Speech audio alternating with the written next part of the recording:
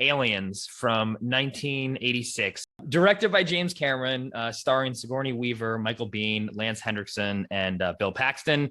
The IMDb summary: 57 years after surviving an apocalyptic attack aboard her space vessel by merciless space creatures, Officer Ripley awakens from hypersleep and tries to warn anyone who will listen about the predators.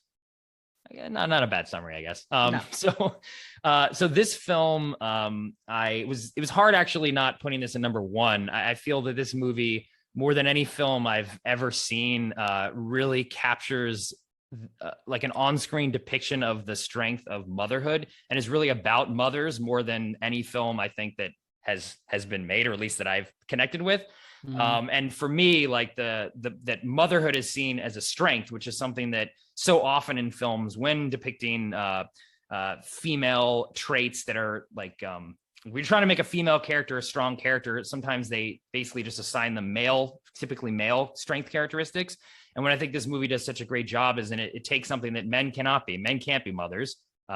Women are mothers. That's a uniquely feminine thing, and they're using that as a strength through Ripley's character, which this movie is really all about. Her journey as she was a mom. She loses her daughter because she gets put in hypersleep for too long, so her daughter's dead when she wakes up.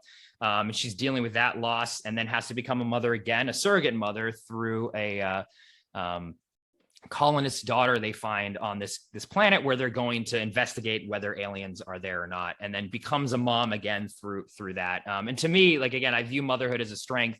I definitely was looking up to my mom and when growing up, and whenever she would exemplify, typically mom traits of caring, protection, I would see those as strengths and things that, again, I would idolize those things about my mom. And I think, again, that this movie just does such a great job with doing that. Like I said, Ripley finds this daughter, or this child, her name Newt, on this compound. She's trying to get over PSD. Ripley is from her alien attack from the first Alien movie. So this is a sequel to that film. But she's able to power through it only when she then has this job of taking care of Newt.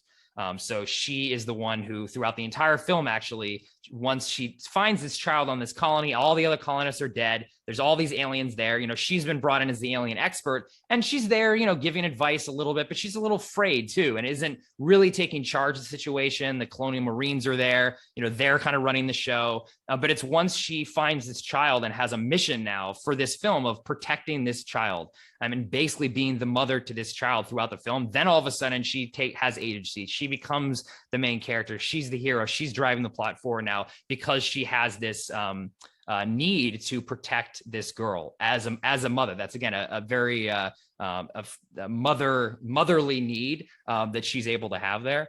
And the ending, I think, really encapsulates this a lot as well. When so, like I said, Ripley's a surrogate mother, and at the end of the movie, we meet the alien queen. So essentially, you have the alien mother versus the human mother, and you contrasting these two different types of motherhood. So the alien queen is there basically just laying eggs all over the place. So it is a very scientific definition of a mother. She's procreating, she's laying the eggs, she's serving that role, and it's a very cut and dry. Are you a mom? Oh yeah, because I had a baby. Then I'm a mother because I'm reproducing. Whereas Ripley, this isn't even her biological child, but she's trying to protect that child and fight against the aliens so that she can save this child. So that is a motherhood not defined by biology or a textbook definition of a mother. Those are all the other things that come inclusive of what motherhood really is, which is protecting your child at all costs. And I think even you'll see scenes like in the film where Ripley's protecting Newt, but then as the other aliens, the grown-up aliens, are getting killed, you don't really see the alien queen responding too much. She gets mad when her eggs are set on fire because the eggs haven't hatched yet. And once the eggs hatch, she doesn't care. It's just another alien to her. That doesn't matter to her, but to Ripley, it would. It matters so much so that, again, this isn't even her child she's protecting. And when you see those two versions of motherhood there fighting at the end, I think it's really just saying that, defining motherhood is greater than just having a child. There's all these other things that come along with it about protecting that child, defending that child to the end. And that's something I always felt from my mom too, that she would also a fighting alien queen for me.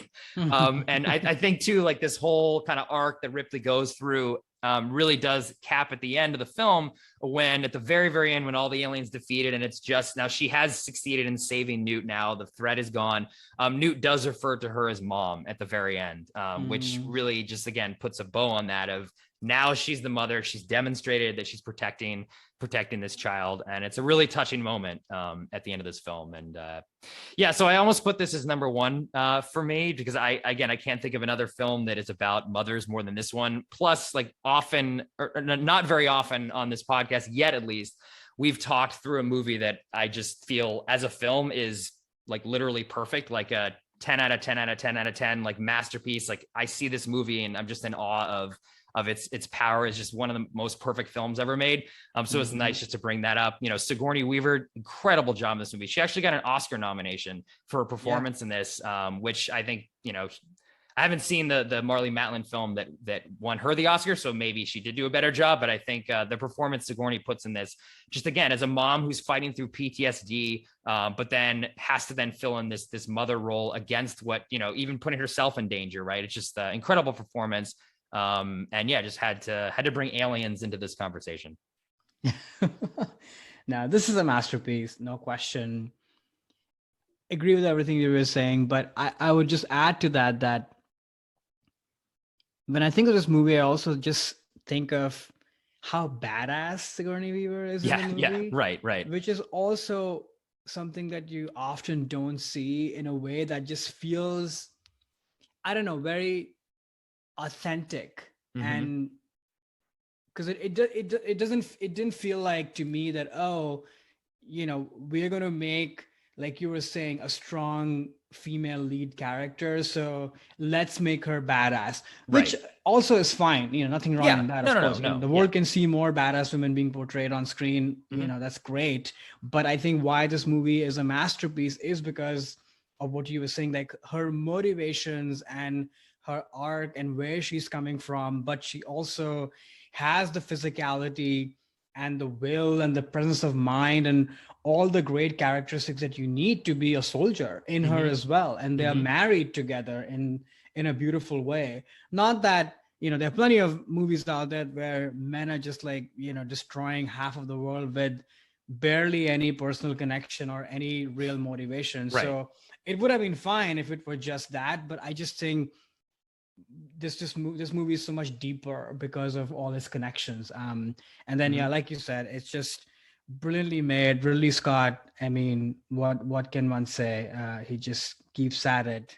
Well, this is Cameron. Scott was the first gosh. One. The second one is Ridley Scott. No, first one's Ridley Scott. First one is Ridley Scott. Yeah. This is But yeah, Ridley Scott's awesome too. Shout out to him in the first Alien film. But I think Cameron, this might be his masterpiece. I mean, he's made so many masterpieces. It's tough to say, but yeah, like Jim Cameron, who also does a very great job with his portrayal of mothers. That's a constant theme actually through his entire filmography. He's not really talked too much about his own relationship with his mother, but clearly it was a very important one in his life, because you see motherhood reflected in very unique ways and always seen as strengths in a lot of his female characters, which are usually his center characters throughout all of his films. And actually his new film, the Avatar 2 that's coming out this year, is about family. And now the couple, Neytiri, has a child. So I'm sure there's going to be a lot of his mom in that film as well too. But I think you Brian understood a new point too around just the soldier aspect of it too, which I think is an interesting juxtaposition as well, between the masculinity displayed through the military in this film, and even then Paul Reiser in terms of ruthless businessmen and the capitalist system. And Ripley has to fight against both of those, and actually is the victor in the end. Like her power as a mom, like that wins out over all these other forms of these other actors or parts in the film that are not able to protect Newt. Like the military's not doing it. The company doesn't care. Like Ripley's the one that's doing that because she was a mom and wants to be again. So yeah, I can't. It's like one of those movies that ends and I just watch it again because it's so good. It's just incredible. Hey there, it's Alex. If you like the review and discussion Karan and I just had, make sure you subscribe to our channel, Movies That Shaped Us, to get full episodes. Every other Wednesday, Karan and I cover a topic around important people, places, events, and moments in our lives, and then explore it through 3 of our favorite movies. Subscribe right now or follow our podcast on Spotify or Apple Podcasts via the link in the description below. Hope you join us for the journey.